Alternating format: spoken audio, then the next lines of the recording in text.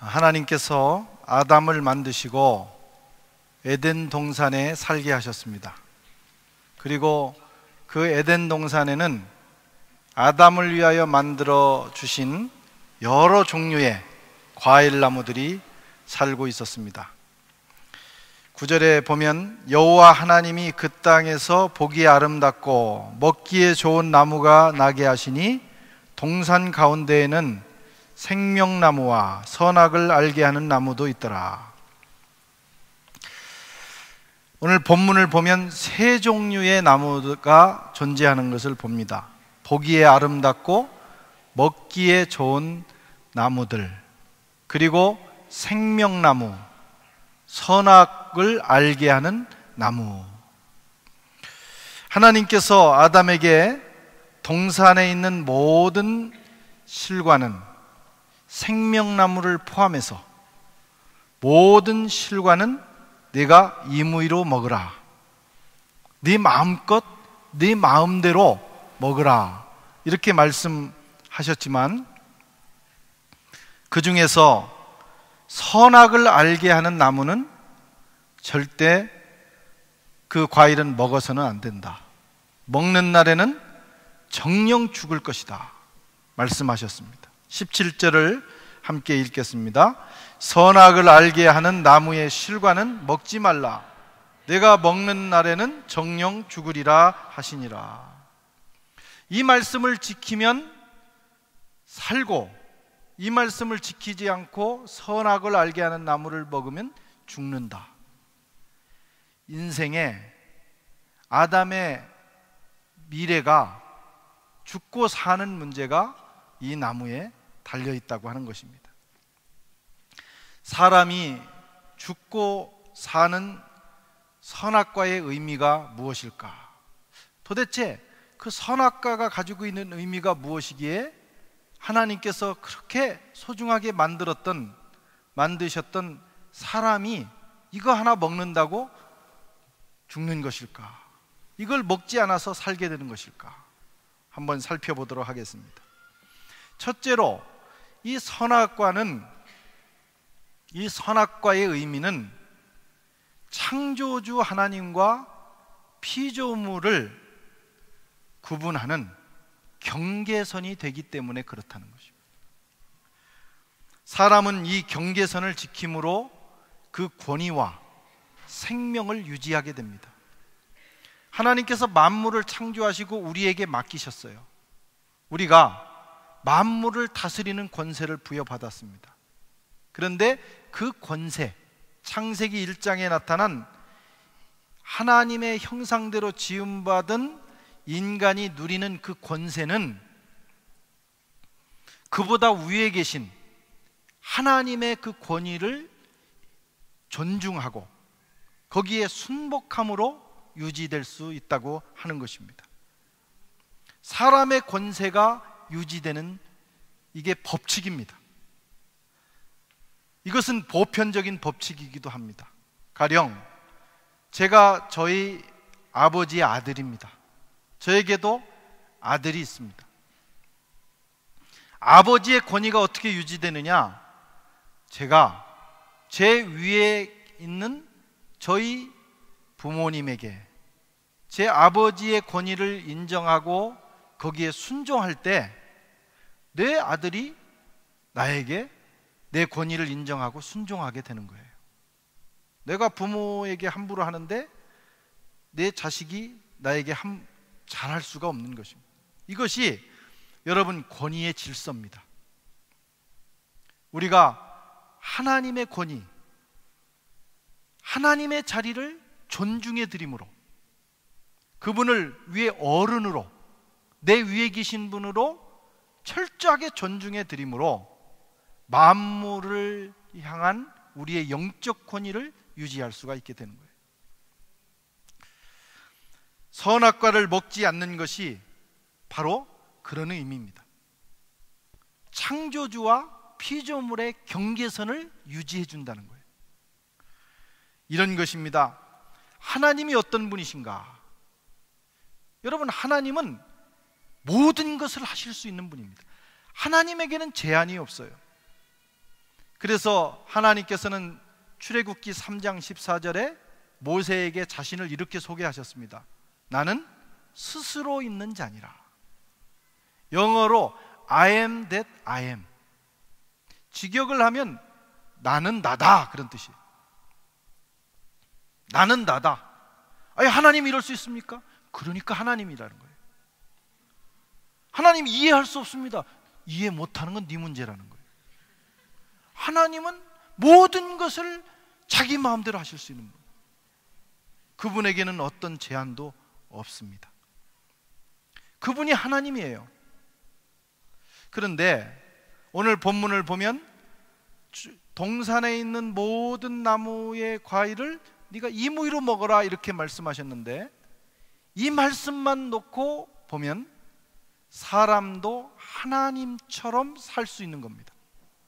내 마음대로 할 수 있으니까. 네가 임의로 먹을 수 있으니까. 먹고 싶으면 먹고, 먹기 싫으면 안 먹고, 내가 이걸 먹고 싶으면 이걸 먹고, 저걸 먹고 싶으면 저걸 먹는 거예요. 그러면 우리도 마치 하나님처럼 행동하는 거예요. 그런데 하나님이 다 먹되 그 중에 선악을 알게 하는 나무는 먹지 말라 말씀하셨어요. 못하는 것이 갑자기 생긴 겁니다. 하나님이 아닌 거예요, 우리는. 이것이 선악과의 의미입니다. 너는 하나님이 아니다. 너는 창조주가 아니다. 너는 피조물이다. 피조물의 자리에 머물러 있어라. 이것이 선악과를 먹지 말라고 하시는 하나님의 명령의 의미예요. 그래서 선악과를 따먹는 것이 무서운 죄가 되는 겁니다. 피조물인 우리가 선악과를 따먹음으로 나는 못 먹을 게 없어요. 하나님께 도전한 거예요. 어떤 사람들은 선악과가 사과냐 복숭아냐, 서양 사람들은 사과의 의미를 많이 가지고 있는, 우리 동양 사람들은 신령한 아마 그 복숭아 정도 될 것이다, 이렇게 생각하는 경향이 있어요. 과일의 종류는 중요하지 않습니다. 그 의미가 중요한 거예요.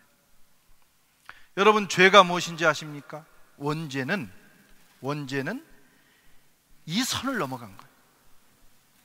나도 선악과를 따먹고 하나님처럼. 희한하게 결정적인 순간에 이게 찌직거린단 말이에요.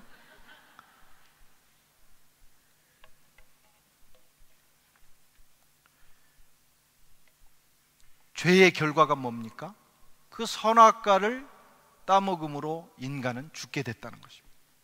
그 별거 아닌 것 같은데, 아무것도 아닌 것 같은데 이 선을 넘는 순간 사람은 죽게 됩니다. 지금 당장 내 마음대로 내 인생을 살아도 괜찮을 것 같아요. 내가 모든 걸 결정하고 내 마음대로도 잘 되는 것 같아요. 그러나 결국은 죽습니다. 결국은 인생이 망하게 됩니다. 아담과 하와는 이 선을 존중하고 살아감으로 하나님이 주신 에덴 동산에서의 그 행복한 삶을 살 수 있었어요. 그런데 마귀가 와서 유혹했습니다. 마귀가 누굽니까? 타락한 천사입니다.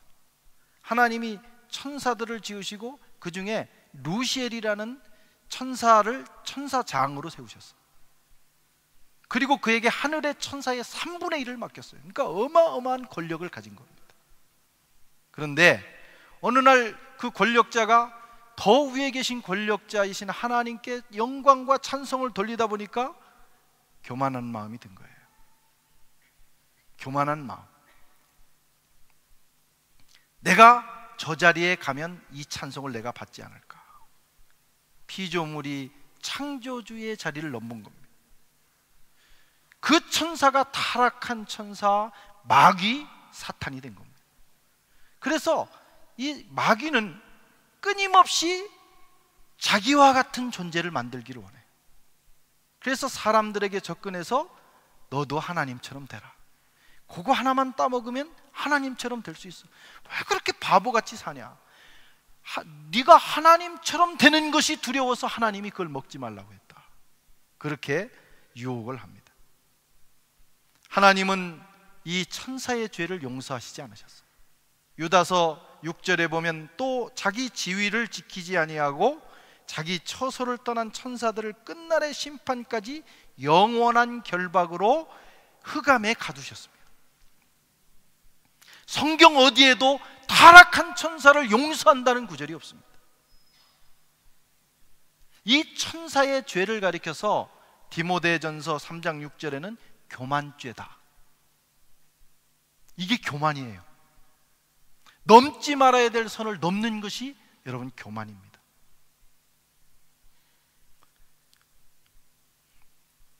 세속 문명을 한마디로 정의한다면 교만을 정당화해 주는 현장이라는 거예요. 세속 문명의 메시지가 뭡니까? 너도 너 자신을 개발하고 최선을 다하면 너도 하나님처럼 될 수 있다. 하나님이 어딨냐? 그것은 종교의 속임수다. 너 자신이 도를 닦고 너 자신이 어느 경지에 오르면 하나님처럼 돼서 네가 자유로운 존재로 살 수 있다. 이것이 세속 문명이 주는 메시지예요. 그래서 세속 문명에 취할수록 우리는 하나님이 정해주신 질서와 방법을 따르지 않고 내 마음대로, 내 뜻대로 인간을 숭배하면서 살아가려고 합니다. 창조주와 피조물의 선을 넘어가는 거예요. 때로는 스스로 신이 되려고도 하고 신의 영역, 범할 수 없는 신의 영역까지 범하려고 합니다. 그리고 그런 도전을 훌륭하다고 가르칩니다. 그래서 잘 될 것 같지만 결국은 망합니다. 사람이 아름답고 여러분 사람이 건강하게 하나님이 주신 그 복락을 누리면서 살다가 주님 앞에 가는 길은 이 선을 지키는 거예요. 나는 피조물이고 하나님은 창조주시다. 그러면 하나님이 우리 인생을 책임져 주시고 그리고 우리 인생이 아름답게 됩니다. 자리를 지켜야 돼요. 그 자리를 이탈하기 때문에 모든 문제가 발생하는 거예요. 여러분 머리에 다 머리카락이 있잖아요. 이거 얼마나 아름답습니까? 그래서 이 머리 하나 가지고 얼마나 많은 그 자기 표현을 합니까? 머리카락. 이렇게 아름다운 머리카락도 짜장면에 들어가면 아름답지 않습니다. 짜장면에서 발견한 머리카락을 보고 이렇게 아름다웠을까 하는 사람은 정신병원에 보내야 돼요. 여러분 입속에 침이 있죠? 침이 깨끗합니까? 더럽습니까? 확신이 없으세요? 여러분 입속에 있는 침이 깨끗합니까? 더럽습니까? 더러운 걸 입에 물고 계세요? 입속에 있는 침은 깨끗합니다. 그래요, 안 그래요? 그런데 그 입술에 침이 대화를 하면서 상대방의 콧잔등에 떨어질 때 깨끗합니까? 더럽습니까? 내가 먹는 음식에 침이 막 튈 때 그 침이 더러워요? 깨끗해요? 더러워요. 더러운 변도, 똥도 뱃속에 있으면 깨끗합니다. 화장실 변기에 있으면 그다지 더럽지 않습니다. 그런데 지금 여기에 한 무더기가 있다. 오늘 바자회는 끝난 거예요.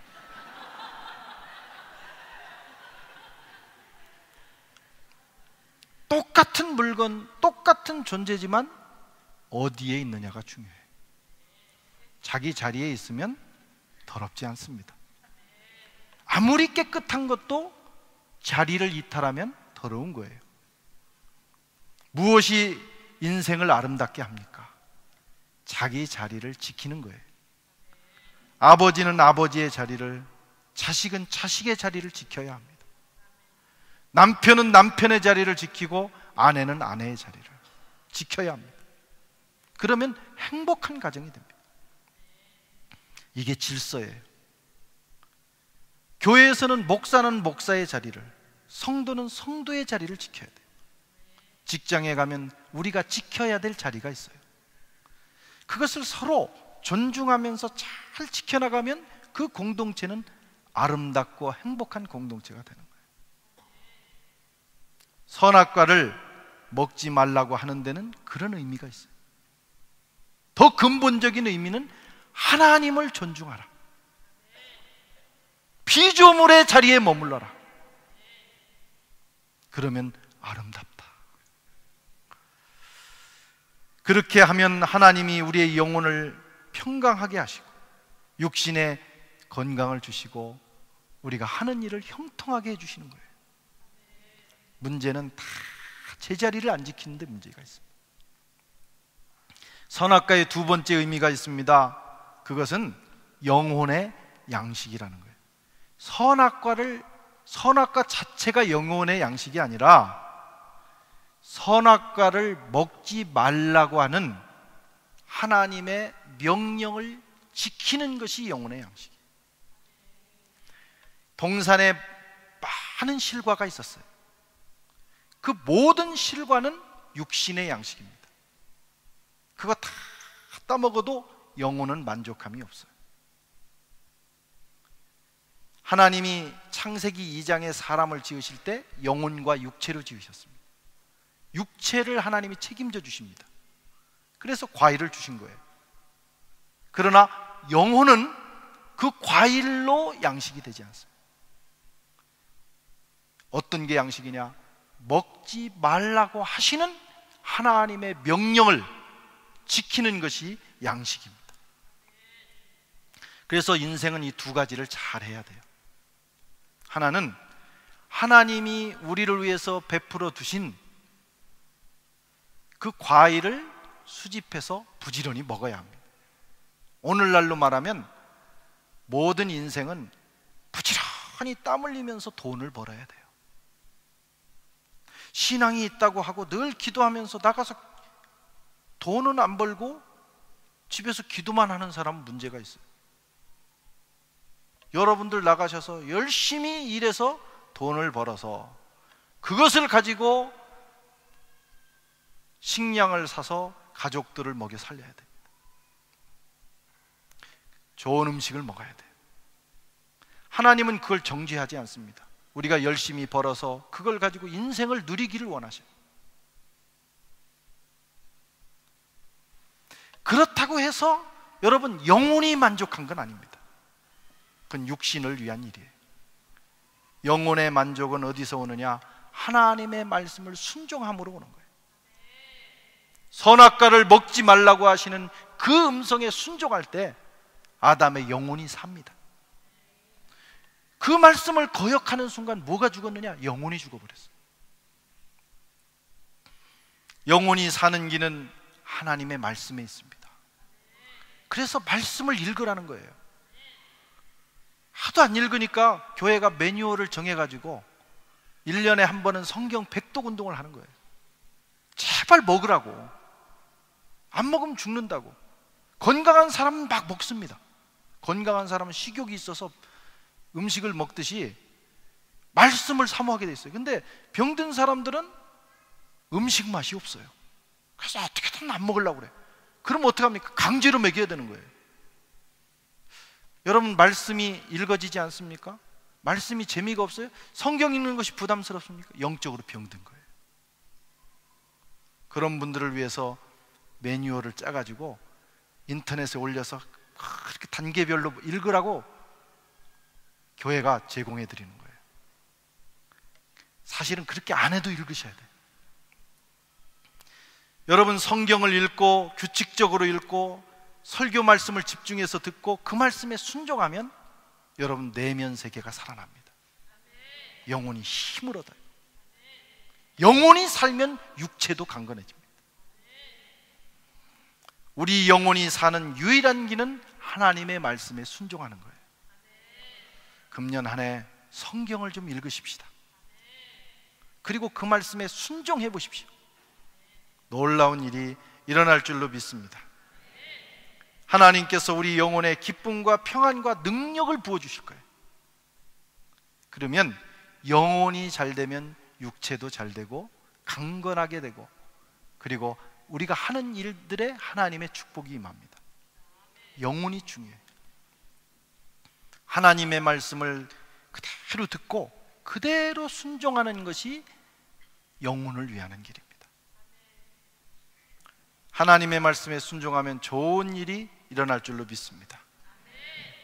어느 봄날 예수님께서 제자들을 부르셨습니다. 얘들아, 이제 벚꽃도 피고 날씨도 좋아졌는데 우리 소풍 가자. 봄 소풍. 알겠습니다. 도시락을 어떻게 준비할까요? 특별히 준비할 건 없고 내일 올 때 그저 돌멩이 하나씩을 좀 들고 오너라. 예수님이 이상한 명령을 하셨어요. 그런데 들고 올 때 가급적이면 좀 힘들더라도 무거운 걸 들고 와라. 큰 걸 들고 와라.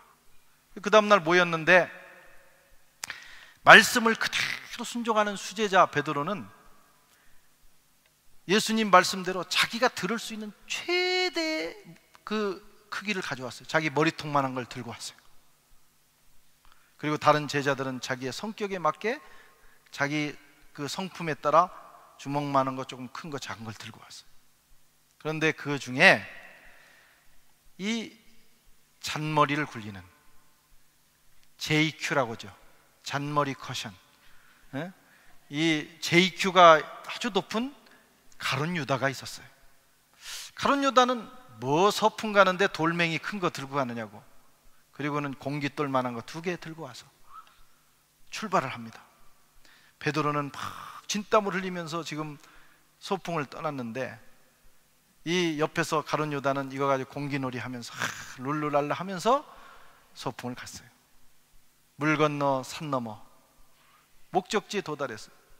1시쯤 됐을까 배가 고팠습니다. 밥을 먹어야 되는데 예수님이 둘러앉게 하시고는 얘들아 가져온 거 앞에다 놔라. 다 같이 눈 감고 기도하자. 예수님이 기도를 시작하셨어요. 하나님 감사합니다. 이렇게 맛있는 식탁을 준비해 주셔서 기적을 베풀어 주시옵소서. 얘들아 눈을 뜨거라. 눈을 뜨고 보니까 자기 앞에 놓여져 있던 그 돌멩이가 떡으로 변해 있는 거예요. 놀라운 기적이 일어났습니다. 베드로는 얼마나 큰 걸 가져왔던지 배가 터지도록 먹는 거예요. 그런데 어떤 제자는 그저 적당한 도시락 크기를 가져온 사람들은 그 정도로 먹었어요. 근데 예수님이 규칙을 하나 주셨어요. 반드시 자기 것은 자기가 먹어야 된다. 이웃에게 주기 없기.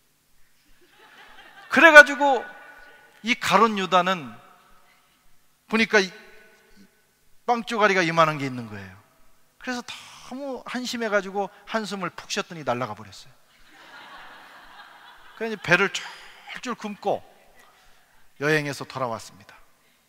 돌아오면서 이 가룟 유다는 생각하기를 다음에는 내가 반드시 베드로보다 큰 것을 가져가리라. 그리고 예수님을 쪼르기 시작했어요. 예수님 가을 소풍 안 가세요? 가을도 있는데. 몇 개월을 쫄랐더니 가을이 되자 예수님이 또 제자들을 소집하셨어요. 얘들아 가을 소풍 한번 갈까? 네. 도시락은 이렇게 준비해라. 너희들이 내일 올 때 지난번처럼 너무 큰 거 가져오느라 고생하지 말고 적당한 주먹 크기를 가져와라. 다른 제자들 그 다음날 모였는데 다 주님 말씀대로 주먹만한 크기를 가져왔습니다. 그런데 가룟 유다는 그 말이 안 들리는 거예요.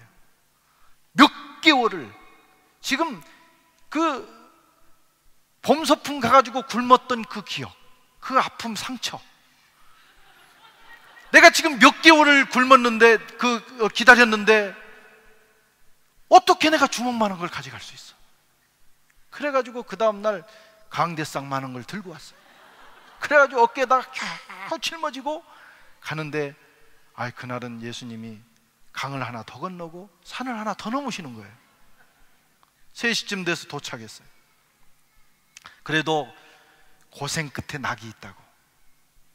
지금은 고생해도 내가 이제 먹는 순간 그때는 내가 배부르리라. 예수님이 다 모이라고 그랬어요. 앞에다 놔라. 그리고 하나님 앞에 기도했습니다. 하나님, 우리에게 일용할 양식을 주심을 감사합니다. 기적을 베풀어 주시옵소서. 얘들아 눈 떠라. 눈을 뜨고 뜯어먹으려고 보니까 그냥 돌인 거예요. 예수님께서 말씀하기를 뒤를 돌아다 보아라. 그랬더니 뒤에 어마어마하게 큰 사과나무가 있는데 사과가 주렁주렁 매달려 있습니다. 저것이 너희들 점심이다. 어떻게 먹느냐? 가져온 돌을 던져서 따먹어라. 단 자기 것만 따먹기.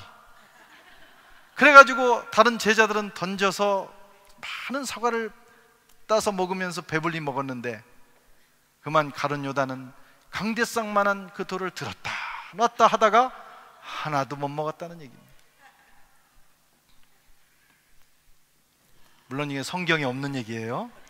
네. 여러분, 말씀대로 우직하게 순종해야 좋은 일이 일어나요. 자꾸 머리를 쓰면 하나님의 은혜를 경험하지 못합니다. 하나님의 말씀을 그대로 순종하면 우리의 영혼이 잘 되고, 아멘, 우리의 인생을 하나님이 책임져 주시는 줄로 믿습니다. 동그라미의 기적이 일어나는 거예요. 그게 여러분 선악과의 의미예요. 선악과를 먹지 말라고 하심으로 우리의 영혼의 양식을 주신 겁니다. 우리는 이 선악과를 읽을 때마다 늘 던지는 질문이 있어요. 왜 하나님은 하필이면 선악과를 만들어서 인생을 이렇게 고생스럽게 했나? 하나님은 우리에게 장애물, 우리에게 속임수를 우리에게 둔 것은 아닌가? 선악과만 없었으면. 또 어떤 사람은 선악과를 하나님이 사람이 따먹을 줄 알고 만드셨을까요? 몰랐을까요? 이런 질문을 하면서 선악과에 대한 의문을 제기합니다. 선악과는 사람을 위해서 주신 거예요.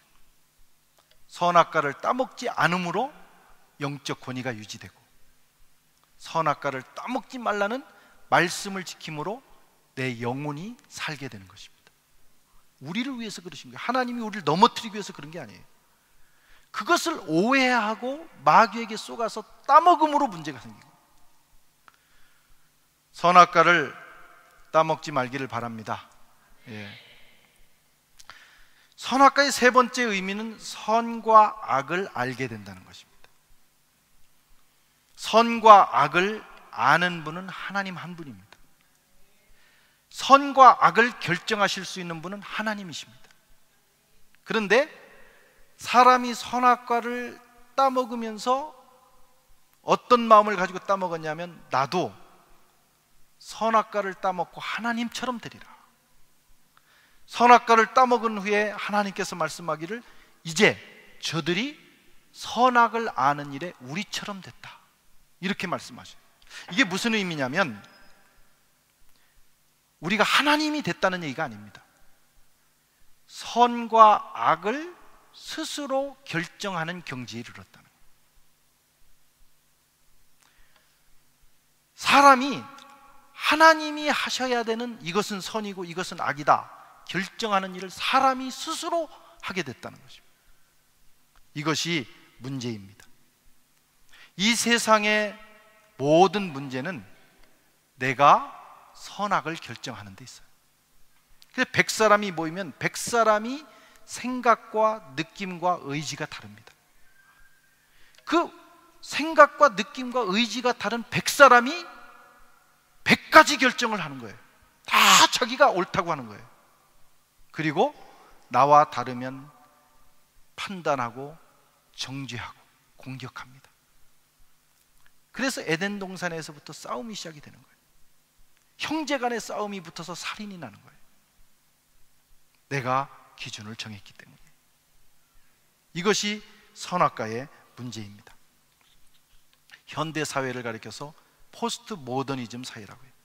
이 포스트 모던 사회의 가장 중요한 개념이 뭐냐면 다원주의입니다. 절대적인 진리는 없다는 거예요. 하나님이 어디 있느냐? 우리도 다 하나님처럼 될 수 있다. 너도 옳고 나도 옳다. 다 옳다. 여러분, 다 옳은 게 어디 있습니까? 다 선한 게 어디 있어요? 선한 것이 있으면 악한 것도 있는 거예요. 하나가 옳으면 다른 건 틀릴 수도 있는 거예요. 그렇게 해서 절대적인 진리를 부인하고 상대적인 진리를 세우는 것이 현대사회입니다. 이것도 마귀의 유혹이에요.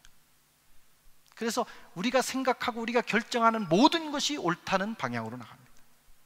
그렇지 않습니다. 옳고 그름을 하나님이 정하십니다. 신앙은 그것을 존중하는 거예요. 내 생각, 내 판단, 현대사회 어떤 기관의 결정이 아니라 어떤 국가가 그것을 옳다고 결정했을지라도 하나님의 말씀이 아니면 아닌 것이죠. 하나님의 말씀을 따라가야 돼요. 오늘날 기독교조차도 선악과를 먹고 있습니다. 하나님의 말씀이 아니라고 하는 것을 세상이 정하고 그 세상에 따라가기 위해서 교회가 따라가고 있어요. 결국은 죽게 될 것입니다. 속는 거예요. 여러분, 하나님만이 선악을 결정할 수 있습니다. 우리가 해야 되는 것은 그 하나님의 결정을 존중하고 순종하는 것입니다. 그러면 우리가 그 하나님의 기준으로 돌아가면 하나님께서 우리에게 본래 계획하셨던 그 창조의 그 계획, 창조의 축복이 우리의 삶에 이루어지게 돼요. 오늘 하나님께서 우리에게 다시 말씀합니다. 선악과를 먹지 말라. 아담과 하와가 선악과를 먹음으로 인류의 불행이 왔다면 예수님을 통해서 구원받은 우리는 다시 선악과의 의미를 기억하면서 아담이 범했던 죄에 빠지지 말아야 돼요. 우리 가슴 중앙에 선악과를 두고 살아야 됩니다. 나는 하나님이 아니다. 나는 피조물이다. 그것을 생각하고 겸손의 자리에 앉아야 돼요. 하나님의 말씀에 순종하는 것만이 내 영혼의 양식이다. 믿고 늘 말씀을 묵상하고 순종하며 살아야 됩니다. 그리고 내가 내 기준에서 인생을 살면 안 됩니다. 하나님의 기준으로 부지런히 돌아가야 돼요. 그래서 하나님이 옳다고 하신 그 길을 따라가면 하나님의 은혜와 축복이 우리의 삶에 임하게 되는 것입니다.